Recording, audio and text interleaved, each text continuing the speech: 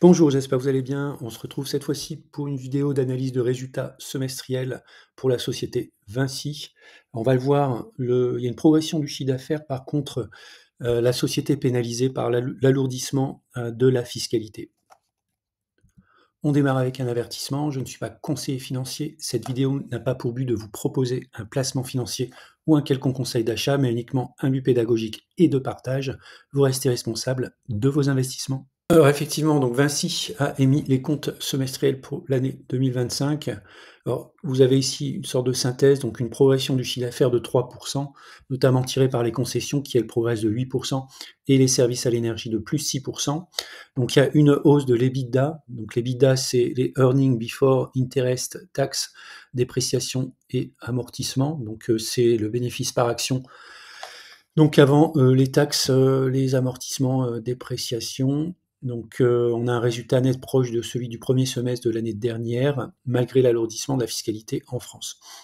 Donc c'est une manière de voir positivement le fait que la société a réussi, entre guillemets, à compenser cet alourdissement de fiscalité. Elle annonce également un acompte sur le dividende au titre de l'exercice 2025 maintenu à 1,05 € par action. Elle indique également une nouvelle progression du carnet portée par les prises de commandes dans les activités de fonds de commerce. Les perspectives 2025 sont confirmées. Alors moi, ce que je note en plus des informations que je viens de vous donner, c'est le cash flow libre, le free cash flow qui est en baisse quand même. On voit en 2025, bon, il reste positif à 46 millions, mais il était de 361 millions en 2024. Donc c'est une baisse quand même assez importante. Les perspectives sont confirmées, donc en dépit des incertitudes géopolitiques et macroéconomiques, le groupe maintient donc ses indicateurs pour 2025. Donc, à savoir donc, sur la partie autoroute, un trafic en légère hausse par rapport à 2024.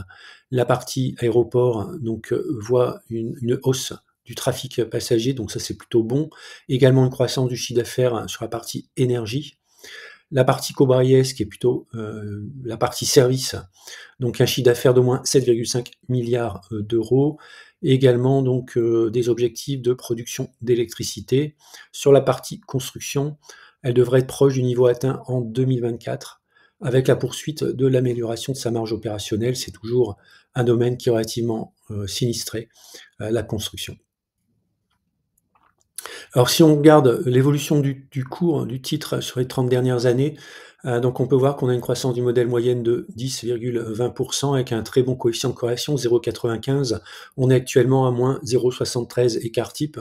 Alors c'est une faiblesse quand même depuis déjà quelques années, à peu près les 5 dernières années. Alors même si on voit que la croissance est constante, globalement on évolue quand même entre moins 1 écart type et la valeur théorique.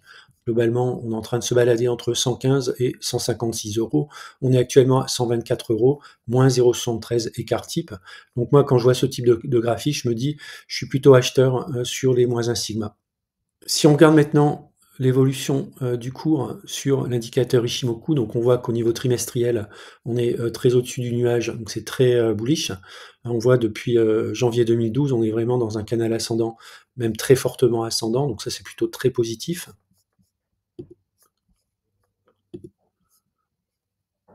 Alors sur le mensuel, c'est un peu la même chose, même si on voit ici que sur les 3 derniers mois, on a 3 toupies. On voit quand même, qu'il y a une hésitation, autour du cours. Donc on va peut-être avoir soit une sortie par le haut, soit une sortie par le bas. Une sortie par le bas, on voit qu'il y a 2 niveaux, qui moi m'intéressent. Le premier niveau ici, c'est un niveau de Kijun à 113 € et puis un niveau un petit peu plus bas autour des 112. Donc quand je dis sur la partie, comment dire? Droite de régression, donc autour des 115 €, effectivement ici pour moi c'est une zone qui m'intéresse.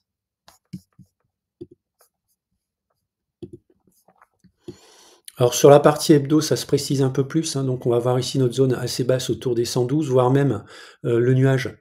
Donc on est sur de l'hebdo, donc le nuage qui va monter au fur et à mesure, mais on voit quand même un plat. En cas de forte correction, les 108, ça pourrait être une belle cible. Ensuite, on allait autour des 112, et puis ensuite on arrive ici sur la Kijun à 116,15. Donc on est pour l'instant toujours au-dessus. Là, on est en clôture, la semaine n'est pas terminée, mais en clôture au-dessus de la Tenkan, ce qui est plutôt bon signe. Alors si on arrive à dépasser les 130 €, on pourrait chercher des niveaux qui sont beaucoup plus hauts. Alors, si on regarde Vinci maintenant sur une analyse graphique classique, on voit que le canal ascendant, qui est dessiné ici en rose et bleu, j'ai dessiné des rectangles en jaune, copier-coller des rectangles. Donc on avait un premier rectangle entre le mois de janvier 2021 et janvier 2023. On est sorti par le haut, on est allé chercher ici une valeur haute autour du 18 mars 2024, une valeur basse ici autour du 9 décembre 2024, et à nouveau un point haut au mois d'avril 2025 qu'on a cassé. On est allé chercher ici le haut du canal, donc j'ai dessiné un niveau de résistance. On est en train de consolider à ce niveau-là. Donc un premier niveau, c'est 119 euros, un deuxième 112, et le bas du canal qui se situerait autour des, voilà, autour des 103, 104 euros. Ce qui est assez conforme avec l'analyse qu'on peut faire avec l'indicateur Ishimoku. Alors, position et stratégie sur Vinci. Donc, je dispose de 105 actions Vinci pour un poids de 9%. Donc, Vinci fait partie de mon top 5. On voit un bon niveau de dividende, 3,8% et 4,59 sur PRU.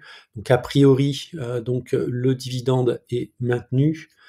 Au moins la compte sur dividende, on a une croissance de 10%. Si vous rajoutez le niveau de dividende, on est également sur de très belles croissances en moyenne. On a tout en bas, on voit ici la très belle performance du dividende, même s'il est probable, notamment dans le contexte actuel, que celui-ci stagne peut-être durant quelques semestres ou quelques années, notamment si la situation au niveau des différentes branches de Vinci ne s'améliore pas, notamment la partie construction. Alors pour moi, Vinci, ça reste une valeur de fonds de portefeuille que je vais conserver, une progression régulière du dividende, ce qu'on peut voir au niveau du graphique, 4,59% sur PRU, donc même si, on va dire, la société connaît une croissance moindre, c'est peut-être ce que suggèrent ici les droites de régression lorsqu'on regarde sur les 7-8 dernières années, on a quand même un niveau de rendement qui est quand même satisfaisant. À titre perso, j'ai une zone globale de renforcement qui se situe entre moins 1 sigma et même un peu en dessous de moins 1 sigma, on va dire, moins 1,5 sigma, et puis à peu près moins 0,5 sigma, ce qui correspond à cette zone ici que vous voyez en bleu là, à la fin du graphique sur les droites de régression. Voilà, c'est la fin de la vidéo. Je vous remercie de l'avoir regardée. N'hésitez pas à mettre un commentaire et puis je vous dis à bientôt pour une prochaine vidéo.